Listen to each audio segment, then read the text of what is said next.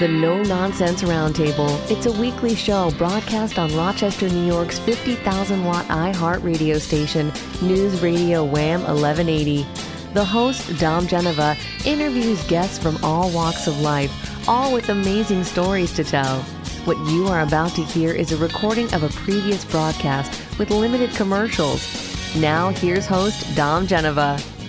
Well, welcome everybody to another edition of your No Nonsense Roundtable. If it's 10 o'clock on Saturdays, it's the No Nonsense Roundtable. I'm Dom Genova, your host, and we have a special show today because I have two people in my office, and one is Jimmie Highsmith, who was on the show, I guess, a couple of months ago, right? Yeah, last month, actually. Oh, it was last month, yeah. It was. A wonderful musician, jazz musician. You do more than just jazz, though, right? Yes, I do. Yeah, and he is actually going to be performing at our Christmas show at the Fanatics Pub and Blues Stage in Lima on December 10th. So if you're looking for tickets, you can go get tickets there and see Jimmie perform with a bunch of other people.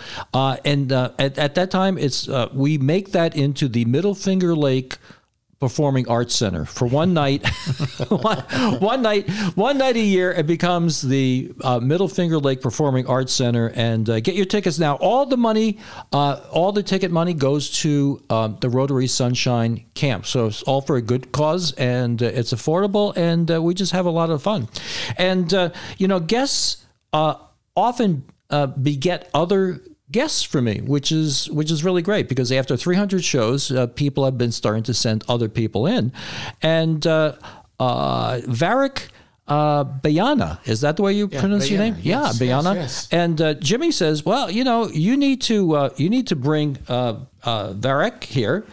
Because he is a producer, and he does all these wonderful things. He's a Rochester guy. And so welcome to the show. We're going to find out a lot about you. Thanks a lot, Don. I truly appreciate it. Well, it's an honor. Well, yes, people say that you have to wait to the end of the show before you make that determination. Yeah, I've heard other shows. I love the content that you put out there, man. It's true honor to be here with you, for sure. Well, this is a journey of my life because I get to meet people like you that I normally wouldn't have met. And the question I have come to the point where I have to ask the question all the time, because I see a light in people's eyes when I do ask the question, is first of all, what do you do now? Just a short, three sentences of what you do now. Right and now. Then what did you want to do when you were 10 years old? Oh, man. So born and raised right here in Rochester, New York. What I do right now is I own a major advertising firm that does major events. But, we also... we're a creative advertising firm, a full service advertising firm that produces major events as well. So the production part of this story is mainly what we're going to be talking about, because that's, the things that you've done are really quite extraordinary. But what did you want to do when you were 10 or 12 years old? And when I was 10 or 12 years old, running around the 19th Ward in Rochester, man, listen, a lot of kids want to be football players, right, and basketball players, and this and that. I wanted to be in media. I wanted to make television shows since I was small, since I was very small years old. I wanted to be behind the camera, not be in front of the camera. I wanted to make television shows.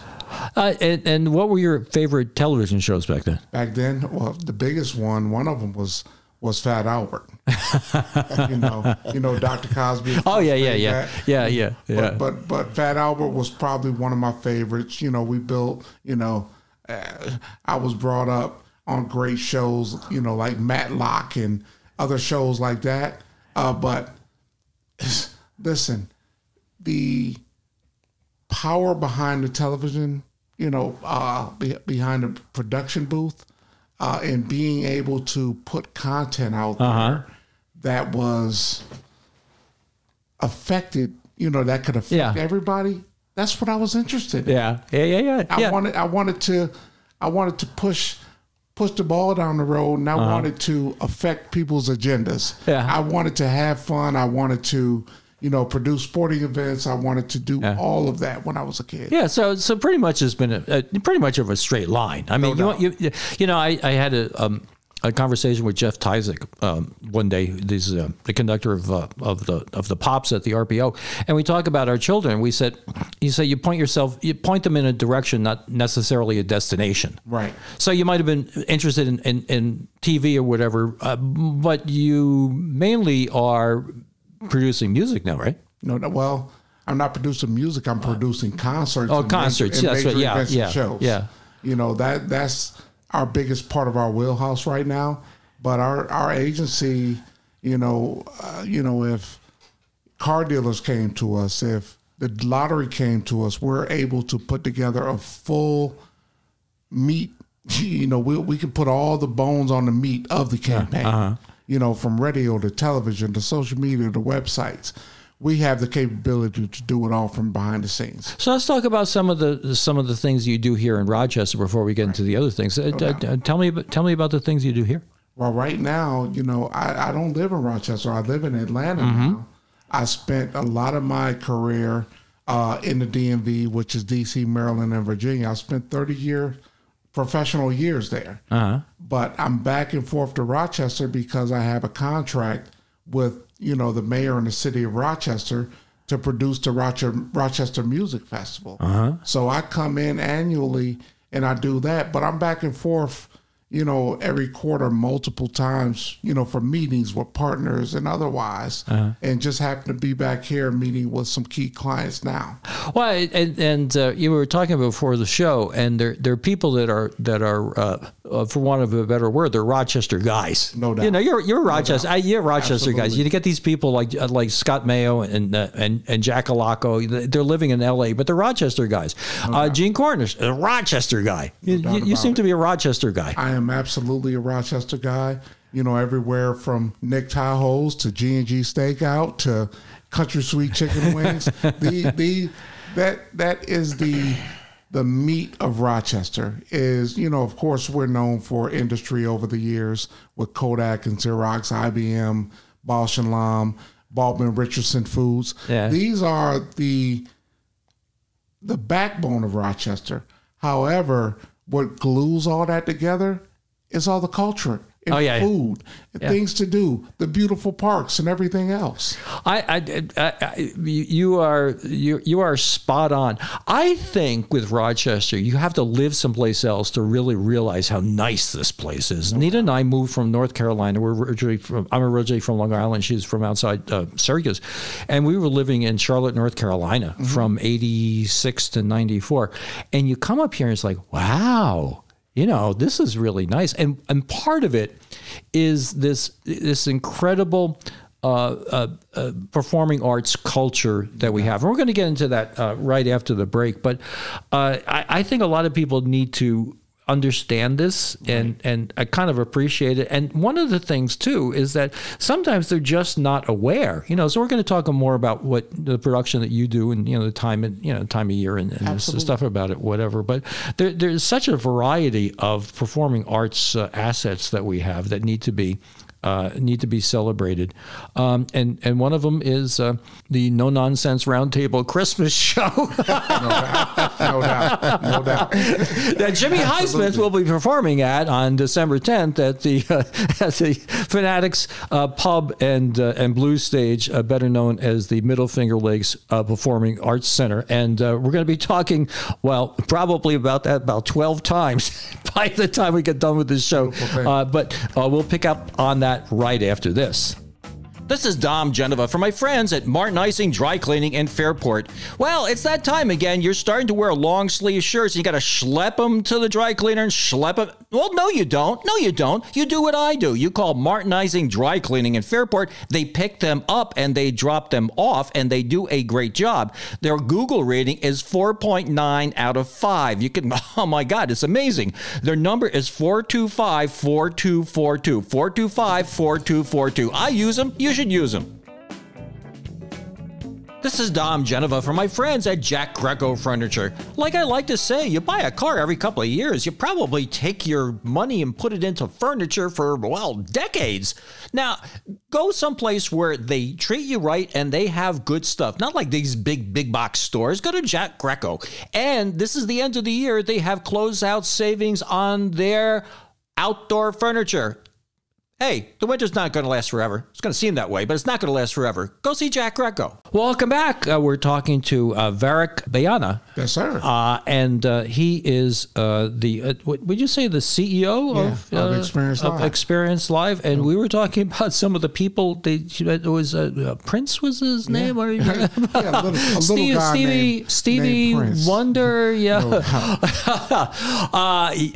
I want to hear about this stuff, because I mean, just the mere fact that you've met these people and had conversations with them is like, it's like 2 degrees of separation or whatever they say. This is really, really cool. So who of these people do you think was the most innovative, let's say? I would probably, they're all incredible artists. One of the most innovative, Prince is definitely innovative. And, over the years, he had a bunch of beefs with the way these record companies ran their business. Yeah, I heard that. So he would talk about that a lot.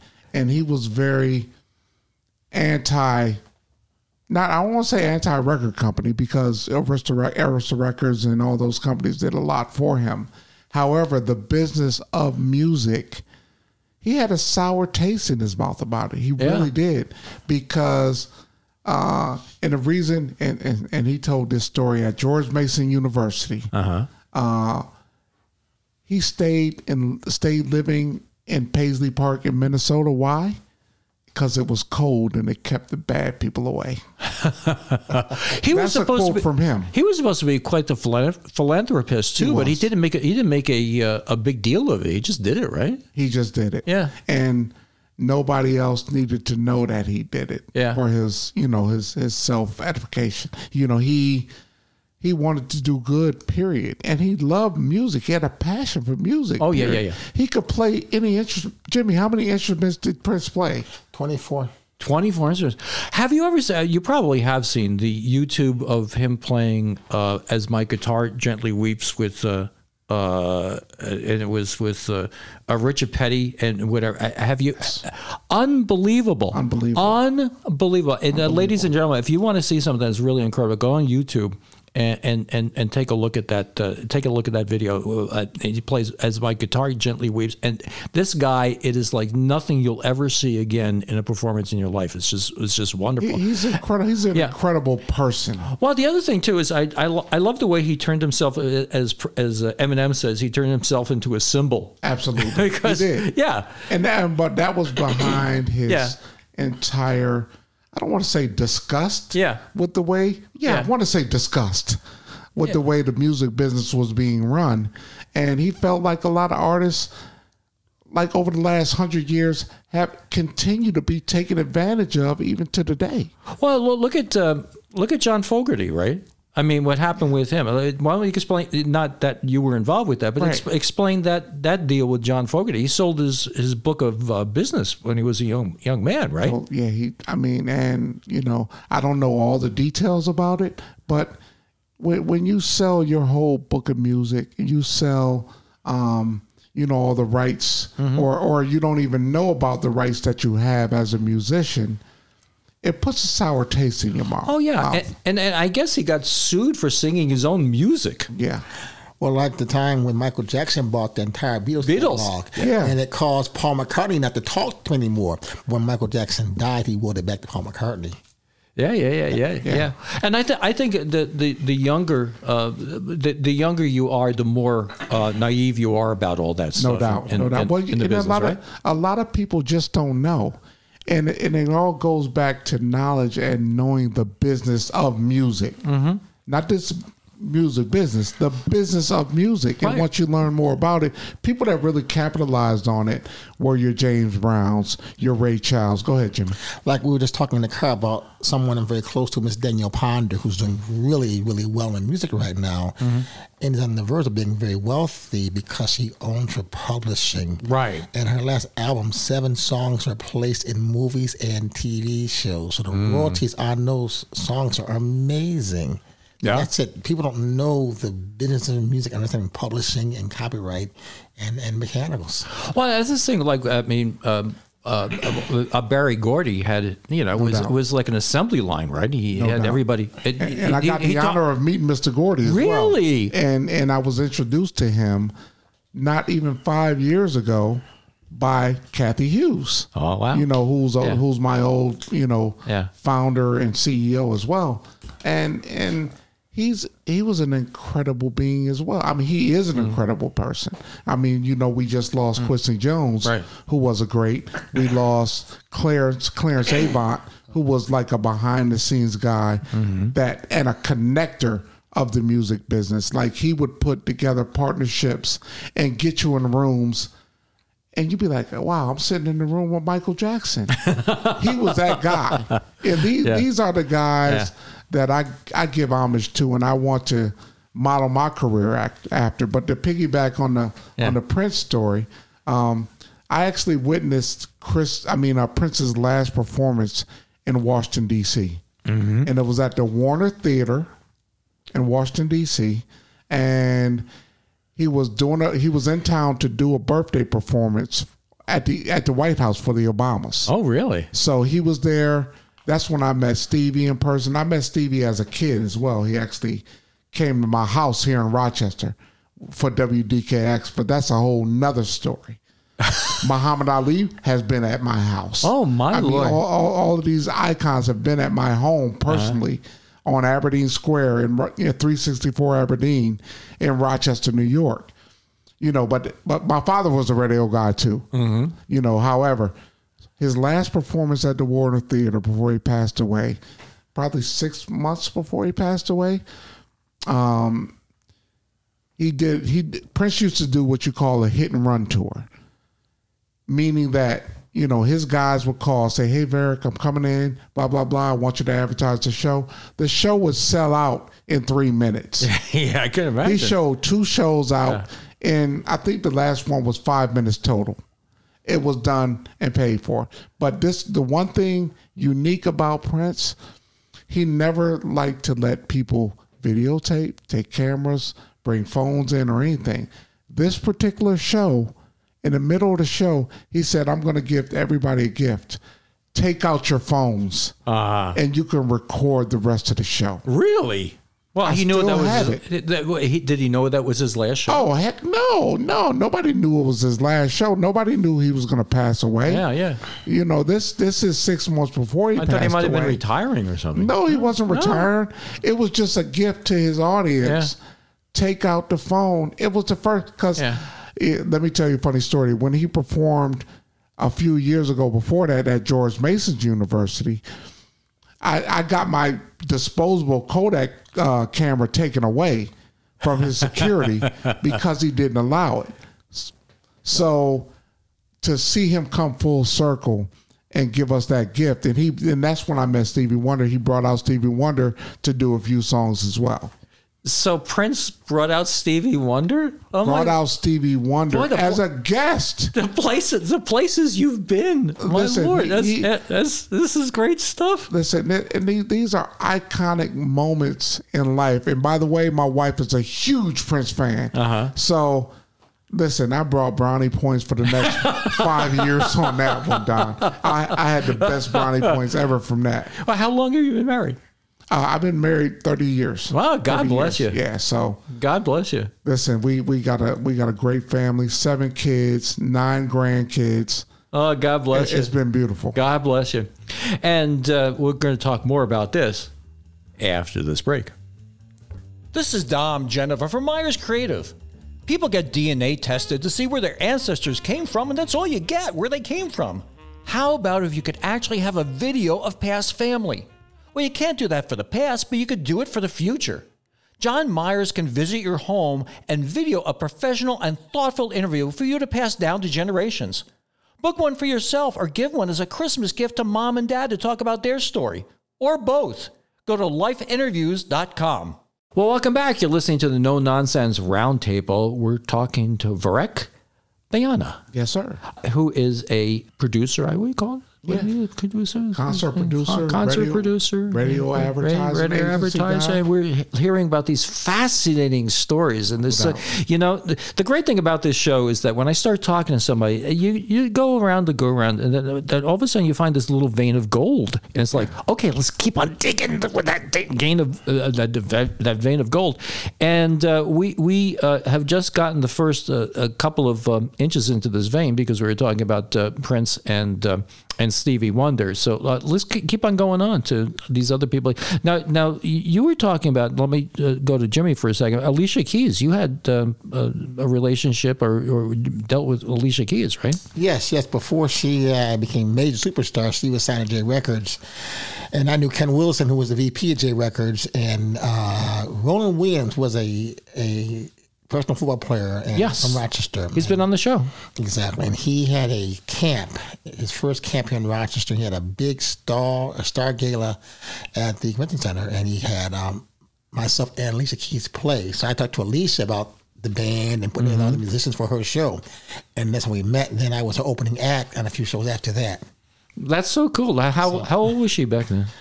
I don't know. She was young. She's in her early 20s. Really? She was young. Alicia Keys is amazing. Yeah, amazing actress. Amazing. And a very nice lady. It was nice to get a phone call from her on the phone. She was very soft-spoken. Like, oh, Alicia Keys. And she had just it was a fourth recorded diary in the key of A minor. Okay. But she was signed to J Records, which was Clive's record label.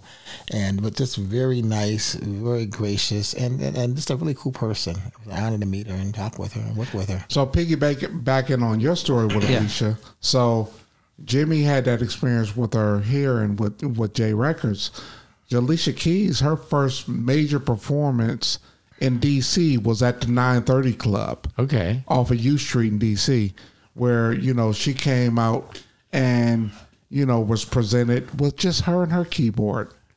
Yeah. It was, when the record companies come in and they want to promote their artists. Right. And, this was her first, now she's doing major stadiums and everything else. But this was a club. And Prince has done stuff in 930 Club and other venues too. Yeah. Like I said, he used to just pop up in D.C., do chill shows, be in and out. Yeah. It was a beautiful thing. Well, you find that, I say it all the time, people say that I like music. I like musicians better than I like music because you're creative, you're creating art in moments of time that can never be duplicated again. Absolutely. Every performance is different. And the vast majority of musicians do it for the love of doing it, whether you have 3 people in front of you or 50 people in front of you. And some of these people, I met, do you know, by any chance, Bobby Rush? I met Bobby Rush on a couple occasions. I don't know him really close though. I made pasta for him one day. Yeah. But 90 years old, just got his 3rd Grammy, and he was playing at this club that we're going to have the Christmas show on December 10th. That's Fanatics. At Fanatics. I just met Lenny Williams the other night here in Rochester at Blue Cross Arena. But he's playing in front of about 100 people, and he is giving. 90 years old, he's giving it his all, and he's fooling around with the crowd and whatever. And one thing he said, he goes, and he's got a twinkle in his eye. He's a little bit naughty in what he does. His talk and whatever. He goes, I find the one person in the crowd who I think hates me. And he goes, I try to get him over on my side. and he's absolutely right. What a rip that guy is. But so let's talk about some other people that you've come across. This is fun. So at that same 930 Club. Now, so Prince, he had his own agendas with coming out too. Mm-hmm. So he would do it to introduce his new artists as well. Mm-hmm. So Prince, of course, is also very tied into an entire movement in Minnesota, which was tied into Morris Day and the Time, that we all know. We've had Morris Day come in for my festivals here in Rochester as well. And, in partnership with the city of Rochester. Yeah, let's talk about your deal here in Rochester a little bit before we go on too longer. So my give back here to Rochester, I found out a few years ago from a high school friend, Judge Miller, that it was my 30th high school anniversary from Wilson Magnet. And he said, Varick, I see all the things you're doing in D.C. and other markets. Why don't you come, there's an RFP coming up, for the city of Rochester. Why don't you bid on it to see if you can come back and help the city out? My company, Xperience Live, bid on the contract. Next thing you know, we got the contract, and I've been doing it since 2017. And we're coming up. Rochester Music Festival started in 1995. From Mayor Johnson and President Loretta Scott from City Council. They started this as a feel good. For the city. They wanted people to come out and enjoy music. And it's going on 30 years next year. 2025 is our 30th year. And Malik Evans, our current mayor, he's probably one of the most passionate people about music. Mayor Lovely was truly passionate as well. But Malik is probably one of the most, he goes to concerts out of town and otherwise. He just loves music, period. Well, the thing is that Rochester has a wonderful culture in the performing arts. That's why I say we should have something like the Kennedy Center. We have to. And I've been to those Kennedy Center honors when I was in D.C. Yeah. Go ahead. No, I'm saying, you can be in the Rock and Roll Hall of Fame and be in the Kennedy Center. I mean, there's so many different performing arts people, performers, troops here in Rochester, and that could just be a part of it because the culture in Rochester is just phenomenal. We have a really great quality of life here that we need to put a spotlight on. I really do think it's great. Rochester is one of the. Listen, I wouldn't have wanted to be raised in any other place except Rochester. Well, if you live outside of Rochester, you realize how nice this is. Yeah, because the property values are reasonable. Yeah, you don't have the forest fires. You have all the water that you want. It's not like being out in California or out west someplace. We've been here since 1994. We just love the place. But that's one of the things. It's like a mosaic. You got the jazz festival and you got the Fringe festival and whatever. There's so many different things here. We really do, I think, need to coordinate everybody to making a big deal about this. And Jimmie and I talk about this all the time. But this is the thing.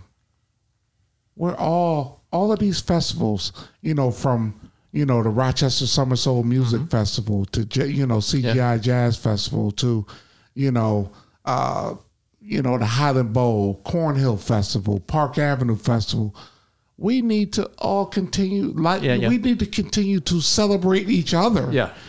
And become a destination for people to come here, for families. Right. Come here. And, I had a conversation with Don Jeffries, who, runs the Visit Rochester. Visit Rochester. Visit Rochester. Yeah. And I said, we encourage people to come here. He's a great guy. We have to encourage people to live here. Absolutely. Yeah. We'll be right back after this. This is Don from my friend Jim Shelley and his Fanatics Pub and Blue Stage in Lima. Go down 390 to exit 10, east a couple of miles, and you're there. And there is where we'll be having our Christmas show, our live Christmas show on December 10th. Jimmie Highsmith is the headliner with his cool jazz. We'll have celebrity guests and performances by my Middle Finger Lake Arts players. The $20 ticket price goes directly to the Rochester Rotary Sunshine Camp. Get your tickets at fanaticspub.com. That's fanaticspub.com. Well, welcome back. You're listening to the No Nonsense Roundtable. We're talking to Varick Baiyina and the CEO of, let's see if my Xperience events, right? Xperience Live events. Xperience Live events. And we're talking about the things that he does, but also the people he knows. We've gone through just a couple of them. Listen, can we keep on going? I love this. Listen, everyone sees John Legend on The Voice. Yeah. So John Legend's first performance, guess who introduced John Legend to the world? You? No. Oh. Not me. Not me. I wish it was me. John Legend. I walked into that one. John Legend went to UPenn. Okay. So he's a smart guy. Okay. My son actually went to UPenn as well, went to the Ward School of Business. Oh, my Lord. And really? And graduated from there. That is a bright fellow. No doubt. Yeah. So, I'm proud of all my kids, but just shout out to Amir. Okay. But John Legend, Kanye West introduced John Legend to the world. Really? At that same 930 club run by Live Nation on U Street in D.C. Now, how big is the club? Maybe holds a little over 1,000 on a good night. Maybe. Okay. Maybe, but the capacity is not that great. Yeah. Most nights you probably, if you probably could hold 1,000 if you cram people in there. It's not a seated venue. This is a club venue that you have to go in and standing room only. So these are concerts, all the rock bands come in there, hip hop bands from all over the world, country bands, whatever. A lot of big names, because it's Live Nation we're talking about here. They own the venue, but they also manage a lot of other venues around the world, So, like the MGM, National Harbor, they manage that venue as well. And bring in artists, but Kanye came out and introduced John Legend to the world. Same with Alicia Keys. He didn't introduce her, but the same with Alicia Keys. It was just him and his keyboard, and you knew that this guy is going to be special one day. I had a record executive a couple of shows back, and he was saying that he was saying that he says you just get a feel. Yeah. You know. He said now you hear somebody playing. This is what he said. It was Teddy. God, I got a brain cramp. But he was saying that Teddy Buxton. Yes. He was saying that you're at a club and somebody's playing. And he says, is everybody drinking at the bar and talking to one another or whatever, or are they listening? Right. He says, and is that the same thing? Do you kind of relate to that? Yeah, I can definitely relate to it. I mean, these smaller venues are gems, like the Fillmore in Silver Spring. They got Fillmores all over. Of course, they started out in California. Yeah. But these type venues that you can... I've been really blessed to be able to witness these artists up and coming over the years. Yeah. And you just never know who's next up. You don't know who the next Michael Jackson is. You don't know who the next Prince is. Yeah. You don't know who the next Stones are. Yeah. You don't know. And these little venues that people don't know that much about. I'm going to give a shout out to this club in Lima. This little blues club. Mm-hmm. Now, what Jim Shelley does, he tells the story this way. He says, I had a pub and pizza place. He goes, so he starts booking these acts during the week, and he's got rooms upstairs for them to stay, and it only holds 100 people. And he's selling out these venues in the middle of the week because you're traveling between here and there. What are you going to do? You might as well want live music. Live music, and it is really great. But I had no idea that this place is like 3 miles from my house. I had no idea this place existed. What a delightful, a delightful place. But again, we were talking about Bobby Rush. He's got he's got this 3-time Grammy winner playing. No doubt. I mean, these artists like Prince like to bless his soul. used to play these smaller venues to get a taste of really, okay, this is me as an artist. Yeah. Like, you know, Prince is that guy that would invite people over to his home and have a round table of 50 people to kind of test market new stuff he was putting out. You know, same thing with James Brown or Ray Charles. These guys not only understood the business of music, they understood that they needed to connect with the listener as well, which is the most important thing. Yeah. Now, you just brought something back to mind. You said that Muhammad Ali came over to your house? Absolutely. So the Ali family and Muhammad Ali and my dad were really good friends. You know, so that's you know, his travels through upstate New York, Buffalo. They became good friends through not only his relationship with WDKX, you know, which was owned by the Langston family and is still owned by the Langston family, you know, going on 50 years. Shout out to them. Yeah. They were the mouthpiece of the black community, period, in Rochester.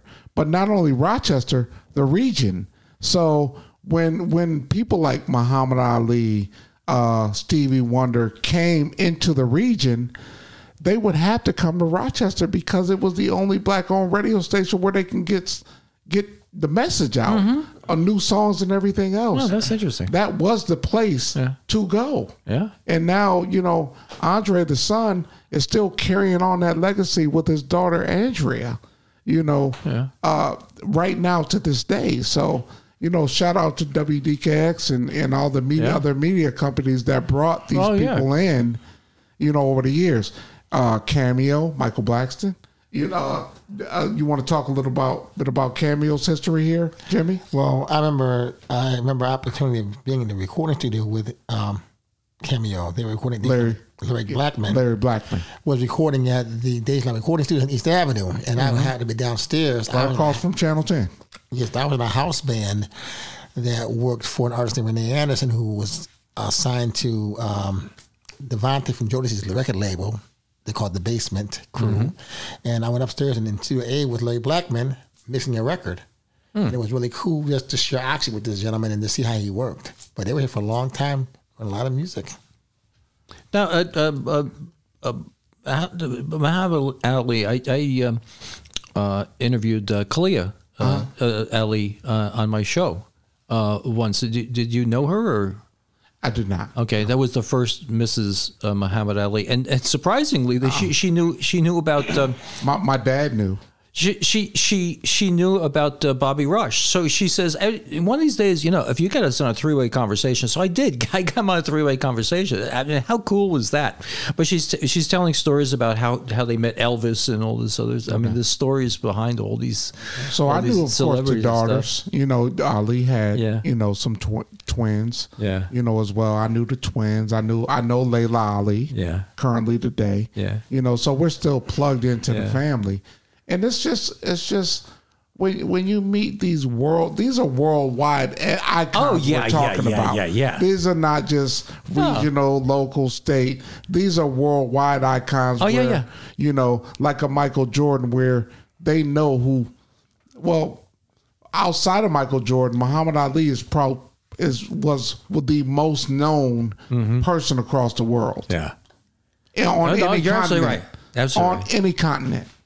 You know, so, you know, there's something to be said for that. He made a huge impact on the world, period. Well, you know, the thing about Muhammad Ali, quite frankly, too, is that back in the day, he was vilified. Yeah. I mean, he really was vilified, and he was right. I mean, he was against war. He was against killing people. Imagine that. Yeah.